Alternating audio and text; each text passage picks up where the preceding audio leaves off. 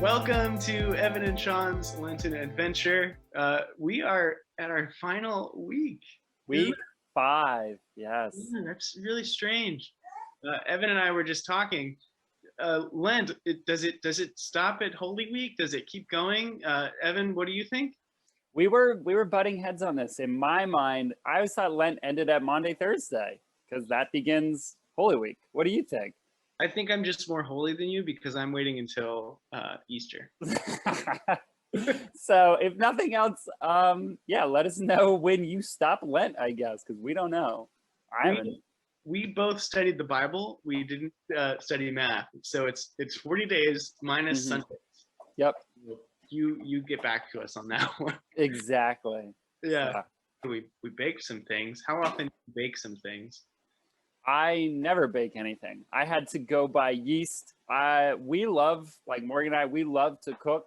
We are terrible bakers because when you cook, it's like a dash of this, a pinch of that. When you bake, it's like exact science. Like I feel like a chemist when I bake. Yeah. No, I will occasionally make myself brookies, and they're from the box, and they're just for me because Carolyn is gluten-free. Brookies are not, so yeah, I can definitely finish off a pan of brookies quite quickly by myself. We should cut this out, but do you remember the brookie blizzard that Dairy Queen did for Guardians of the Galaxy? I remember that, John. It was so good. I don't remember it, and we're not cutting it out. It was like the Brookie Galaxy or something. Like, holy moly. Like, you want proof that God loves you? He allowed someone to create the Brookie Blizzard, dude. Oh my gosh. Just think, people are giving up sweets for Lent. You could be having a Brookie Blizzard. Oh man. Well, I am not a good baker, and I felt like I did an okay job actually this time. I followed the recipe. I halved the recipe because I didn't need that many pretzels. But yeah, definitely had to go to the store to get some yeast, and I needed xanthan gum because I went gluten-free for ours. I don't know what that stuff is, but it worked. I was just gonna say I don't even know what xanthan gum is, but I had to go to the grocery store and like standing in the yeast aisle or like the baking aisle. There were a couple different types of yeast, and we literally just bought them all and then just picked one because I don't know why Acme was having like a yeast blowout. So each one the packets were like 50 cents. So it's like just grab them and go kind of deal. So who knows? Yeah. Absolutely wonderful. Well, let's you filmed some of yours, right? Yeah, I grabbed a couple clips. So did you. I got some pictures too because mine just trying to showcase the moment. So let's put those in and then we'll talk about it.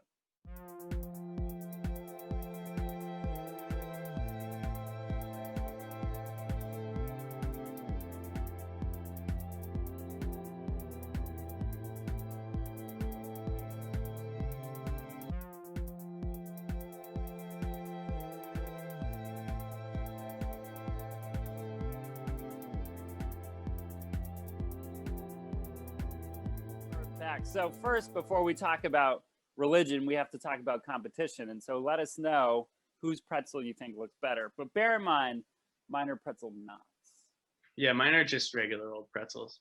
Yeah, but yeah, I think knots are kind of a cop out. I have to say they totally were. I couldn't. It's like I'm just gonna make a pile. That's what it was. A pretzel pile. A pretzel pile. All right, man. You want to eat our pretzels together? See, that's bread. Yes. Do you want to cheers? Do a little bit of. Beautiful. Yeah.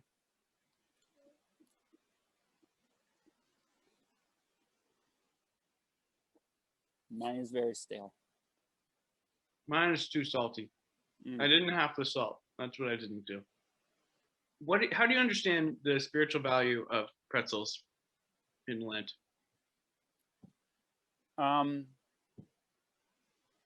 Being super honest, I don't, I guess. Like, I don't understand the specific Lent pretzel portion of it.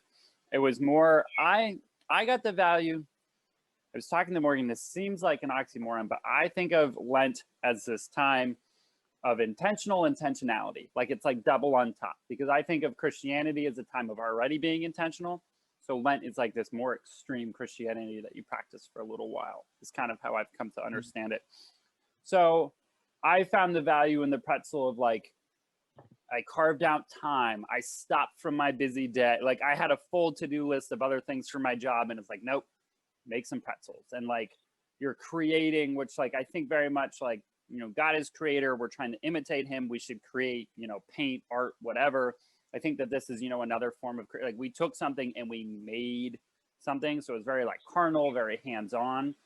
And I prayed while I was doing it, you know, as I'm doing the different ingredient stuff. So that's where I saw the value more of just like doing good. Like it's good to make and build and those kinds of things. What about you?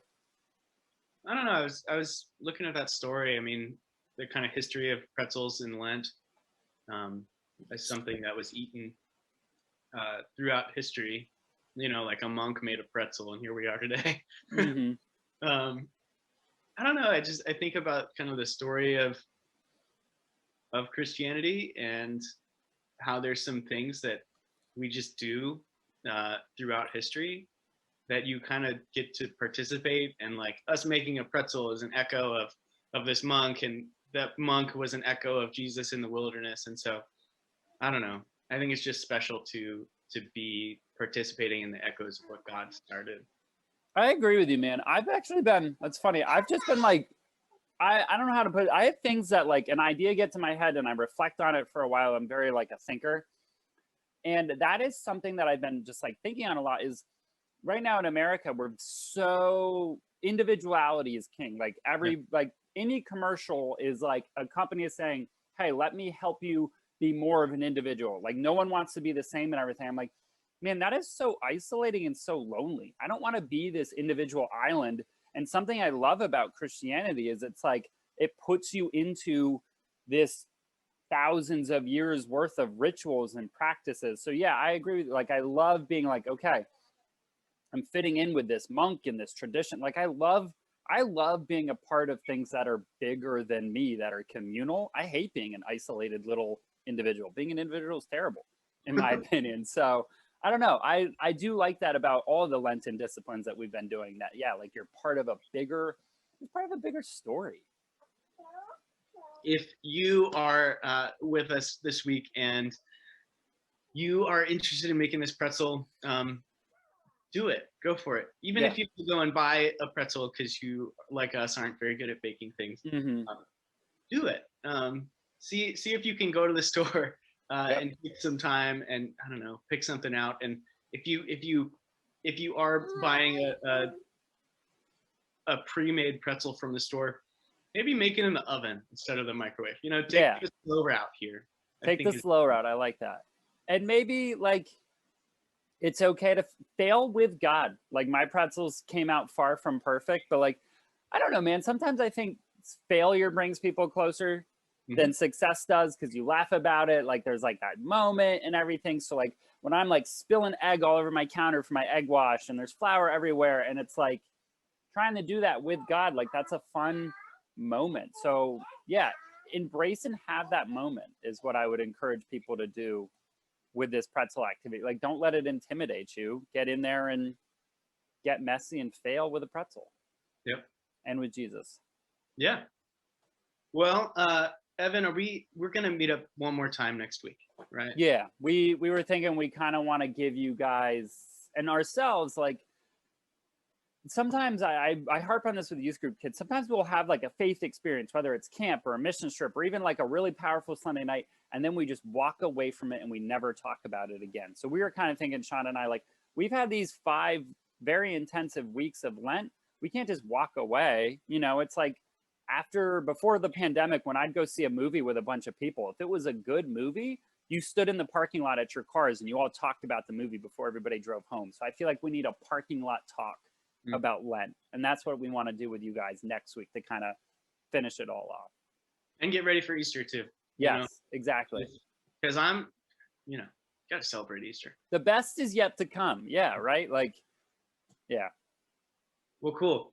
I'll see you next week. Yep. And what am I going to do with all these pretzels? Yeah. Gluten-free. You know what? I wanna add another thing. Comment, post, text, anything. I want to see your pretzels. If you make a pretzel, send me a picture of your pretzel because I want to see if it's better than my pretzel not. I think it will be. But all right, guys, see ya. Bye. Hey guys, Evan here. I'm so glad that you've been doing Lent with us, whether this was your first video or whether you've been following along the whole time, where I'm just so thankful that you watched to the end. And so I want to take a moment, if this is your first time participating with Lent and you heard us talking about the Lent kit, it's not too late. You can go to simplypc.org and you can download a digital one, or you can email the church. I'll put the email address here, and they will also send you a copy, or you can request a hard copy. I just wanted to take a moment in case you don't have any Easter plans and invite you to Supply's Holy Week. So for our Maundy Thursday service, that will be offered both in person and on YouTube. If you are planning on attending in person, you do need to make a reservation on our website. Good Friday is going to be all online, going to be a YouTube service. And for Easter morning, Supply will be having an in-person service, as well as that will be live streamed. If you are planning on attending in person, you do need to make a reservation with the form on our website. So thanks for watching, and hope to see you next week for Lent, and we hope to see you for Holy Week.